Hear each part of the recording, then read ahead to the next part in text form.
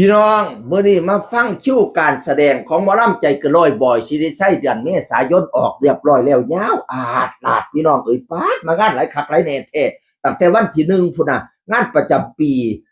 พระมหาธาตุบ้านเดียมตำบลเสียงเหวอำเภอกุมภาวะปีจังหวัดอุดรธานีวันที่2นี่ไปรับรางวัลเสิร์ชสู้เกียรติผู้มีผลงานดีเด่นด้านวัฒนธรรมสัมพันธ์สาขาศิลปกรรมจากมหาวิทยาลัยขอนแก่นประจำปี2569วันที่3ที่4นี่ไปที่มิสแกน MGI ห้อศูนย์บาโว BKK ชั้น6แผงบางกะปิพี่น้องน้องคานิ่งคือสิเป็นไปงานของน้องคานิ่งได้รับรางวัล Voice Gain Award แล้วก็เซ็นสัญญากับ MGI พี่น้องซึ่งเขาเจ้าสิออกซิงเกิลออกเพลงที่เผยแพร่ทั่วประเทศแล้วก็เผยแพร่ทั่วโลกพร้อมไปงานน้องสาวเพิ่นวันที่5นี่ไปงานฉลองเจ้าพ่อวังกูดอำเภอสตึกจังหวัดบุรีรัมย์วันที่6ไปวัดบ้านพ้นคอตำบลพ้นคออำเภอเมืองศรีสะเกษวันที่7ไปบุญมหาศาสตร์วัดศรีชมพูดาไลบ้านหน้าทงมังตำบลบ้านแกงอำเภอนาแก่จังหวัดนครพนมวันที่8ไปวัดจำปาทองหลวงพ่ออินแปงตำบลกองนางอำเภอทาบอหนองคายวันที่9ไปงานฉลองอุโบสถวัดสุขประดิษฐ์บ้านโคกกลางตำบลหนองแค้นอำเภอปทุมรัฐจังหวัดร้อยเอ็ดวันที่10ไปโรงเรียนบ้านหนองขาบ้านห้องคาหนองเสือตายปัดมาซื้อบ้านเป็นตะย่านแทนหนองเสือตาย ตำบลน้ำค่ำใหญ่อำเภอเมืองยโสธรวันที่11ไปวัดแสงจันทร์บ้านโน่นหนองคองตำบลเขินอำเภอน้ำเกียงจังหวัดศรีสะเกษวันที่12ไปบ้านคุยคอตำบลดินดำอำเภอจังหารจังหวัดร้อยเอ็ดวันที่11ไปวัดโพธิ์ไส้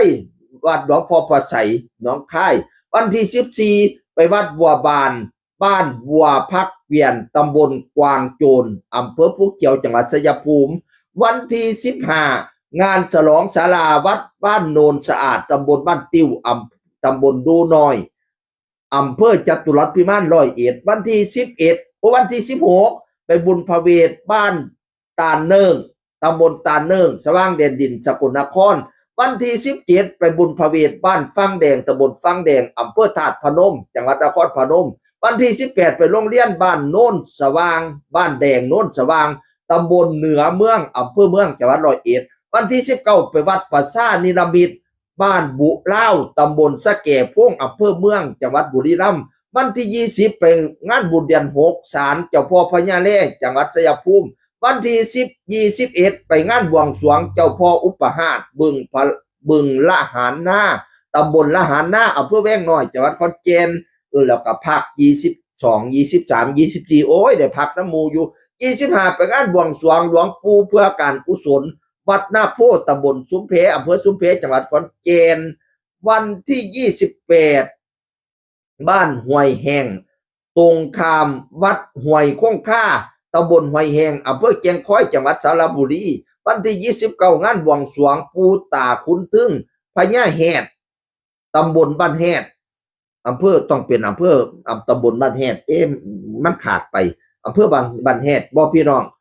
อำเภอบ้านแหดจังหวัดขอนแก่นวันที่30งานเจ้าพ่อมเหสักหน้าที่ว่าการอำเภอชนบทจังหวัดขอนแก่นนี่คืองานของหมอลำใจเกินร้อยบอยสิริชัยใกล้ที่ไหนไปที่นั่นผู้ใดเป็น FC ก็แลนนำลอยทอนหล่อนทอยทุกงานเลย FC ของแท้ผู้ไปน้ำสูงงานปั่นว่าเป็นดึงในทีมงานผู้เพิ่นอยู่สบายแล้วนะบ่ต้องเฮ็ดเวียกเฮ็ดงานยังเล่นเดินสายเบิ่งหมอลำอย่างเดียวแบบจังซี่ก็มีพี่น้องเสียงคือคนเก่าเว้าสู่ฟังสวัสดีครับ